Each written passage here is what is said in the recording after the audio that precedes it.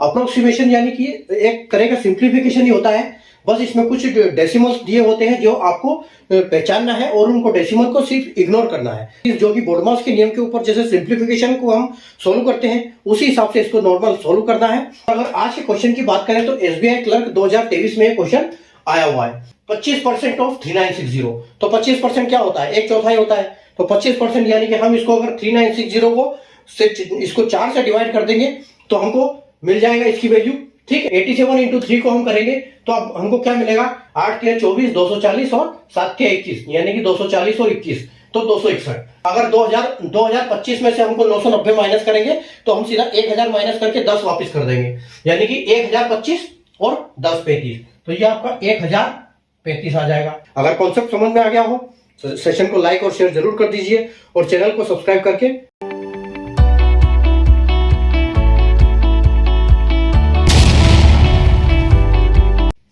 नमस्ते बच्चों, जय हिंद, वंदे मातरम। मैं धनपाल देतलिया और आपका एक बार फिर से स्वागत है मैजिक मैथ्स के छोटे सेशन में जिसका नाम है 4D सीरीज। 4D यानी कि डेली डोज बाय धनपाल देतलिया और एक ऐसी इंपॉर्टेंट सीरीज जिसमें एक इंपॉर्टेंट क्वेश्चन जो कि PYQ है, प्रीवियस ईयर क्वेश्चन, आपके लिए सॉल्यूशन के साथ लेके आता हूँ और हम उसका ट्रिक, कॉन्सेप्ट और लॉजिक सीखते हैं डेली एक क्वेश्चन की। तो चैनल को सब्सक्राइब कर लीजिए और बेल आइकन को ऑल पे प्रेस कर लीजिए ताकि हर इंपॉर्टेंट क्वेश्चन या इंपॉर्टेंट वीडियो की नोटिफिकेशन आपको सबसे पहले मिले। सेशन को लाइक और शेयर करना बिल्कुल ना भूलें अगर आपको कॉन्सेप्ट समझ में आता है तो। आज के क्वेश्चन की बात करते हैं तो आज का जो क्वेश्चन है अप्रोक्सीमेशन यानी कि एक तरह का सिंप्लीफिकेशन ही होता है। बस इसमें कुछ डेसिमल्स दिए होते हैं जो आपको पहचानना है और उनको डेसिमल को सिर्फ इग्नोर करना है, सिर्फ इतना ही काम है उसमें। और एज इट इज जो कि बोर्डमास के नियम के ऊपर जैसे सिंप्लीफिकेशन को हम सोल्व करते हैं उसी हिसाब से इसको नॉर्मल सोल्व करना है और इसको बस डेसिमल को इग्नोर करना है। तो आइए हम सीखते हैं। देखो क्वेश्चन क्या दिया हुआ है और अगर आज के क्वेश्चन की बात करें तो एसबीआई क्लर्क 2023 में क्वेश्चन आया हुआ है। ठीक है, तो इंपॉर्टेंट क्वेश्चन है, बिल्कुल इस क्वेश्चन को आप ट्राई कीजिए अपने हिसाब से और उसके बाद अगर आपको कुछ समझ में नहीं आता है तो आप आराम से मेरे साथ देखिए और सीखिए। तो क्वेश्चन क्या है कि find the approximate value of question mark. ठीक है, यहाँ पर क्वेश्चन मार्क दिया हुआ है, उसकी अप्रोक्सीमेट वैल्यू दी हुई है। तो यहाँ पर डेसिमल्स में जो ये नंबर दिए हुए हैं इन डेसिमल को सिर्फ आपको इग्नोर करना है। ठीक है, तो आपको क्या करना है, इनका अपेक्षित मान ज्ञात करना है। ठीक है, तो देखो आपको सबसे पहले जब आप करते हो इसको तो देखो हम पहले लिखते हैं कि क्वेश्चन क्या दिया हुआ है हमको। हम इसकी जगह पे एक्स भी यूज कर सकते हैं क्वेश्चन मार्क की जगह पे।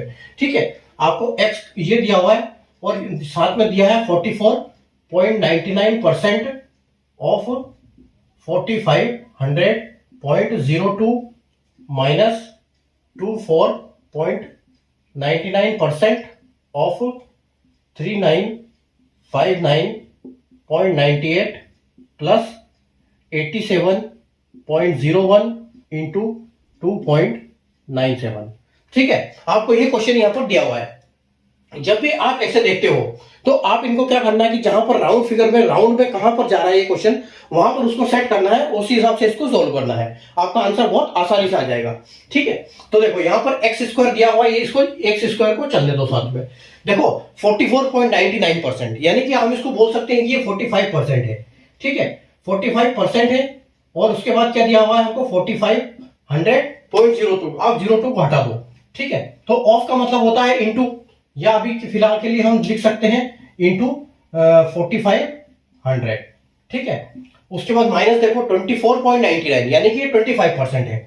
ठीक है, इसको हम सीधे डायरेक्ट लिखेंगे 25% ऑफ, इसको भी इंटू कर सकते हैं 3959। ठीक है, 3959 की जगह हम देखो 0.98 तो हम 3960 डायरेक्ट लिखेंगे। ठीक है, 87.01 यानी कि ये 87 इंटू यहां पर 2.97 यानी कि 3। ठीक है, बस ये हमको इतना सोल्व करना है।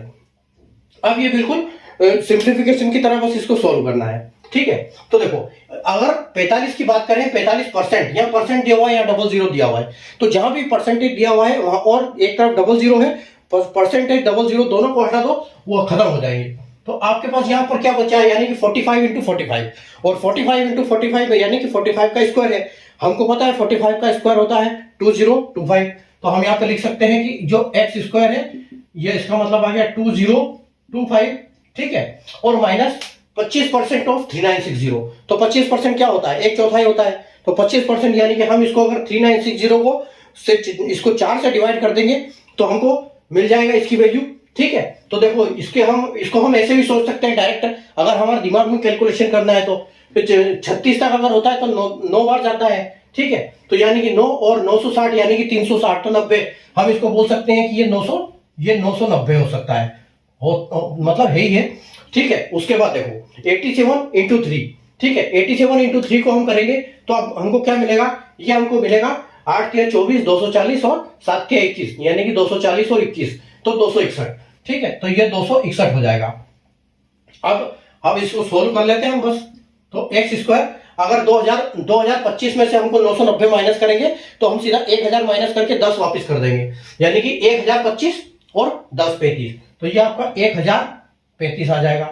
और इसमें प्लस 261 आपको जोड़ देना है। ठीक है, तो 261 जोड़ोगे देखो कितना हो जाएगा, 5 और 1 6, 3 और 2 5, 3 और 2 5 हो जाएगा, 6 और 3 9, 6 और 3 ये 5 और 1 6 हो गया, ये 3 और 6 9 हो गया, और यहां पर आपका 2 आ जाएगा और ये 1 हो जाएगा। यानी कि एक्स स्क्वायर की वैल्यू क्या है, 1296। तो 1296 किसका स्क्वायर होता है ये आपको पता होना चाहिए। अगर हम स्क्वायर यहां से हटाएंगे तो ये अंडर रूट में आएगा, और अंडर रूट में आएगा तो इसकी वैल्यू क्या होगी, तो 1296 किसका होता है, तो 1296 होता है 36 का। ठीक है, तो आपका आंसर जो है यहाँ पर 36 फाइनल आंसर हो जाएगा। ठीक है, अगर ऑप्शन की बात करें तो ऑप्शन बी जो है बिल्कुल करेक्ट हो जाएगा। तो आपको बस जब भी अप्रोक्सीमेशन का क्वेश्चन मिलता है तो आपको सिर्फ डेसिमल को इग्नोर करके जस्ट उसको सिंप्लीफिकेशन की तरह सोल्व करना है, और बोर्डमास के नियम को याद रखना है कि ये काम करेगा बोर्डमास के नियम के ऊपर। ठीक है, बोर्डमास के हिसाब से इसको सोल्व करना है।